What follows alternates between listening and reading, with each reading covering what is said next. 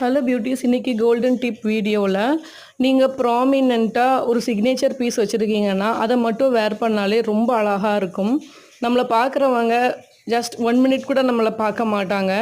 So அந்த டைமில் நிறைய ஜுவல் லேயர் பண்ணும்போது அது ஸ்கேட்டர் ஆகும் கவனம்.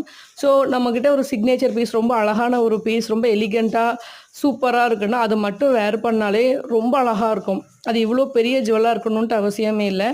ஜஸ்ட் 1 பவுனுக்கும் கம்மியான ஒரு சிம்பிளான ஒரு நெக் பீஸாக இருந்தால் கூட சிம்பிளாக சிங்கிளாக வேர் பண்ணும்போது இன்னும் ரொம்ப உங்களை அழகாக காமிக்கும். எப்போதுமே காசு மாலை வந்து கொஞ்சம் வெயிட் ஜாஸ்தியாக போயிட்டோம் அப்படின்னா லைஃப் நல்லாயிருக்கும்.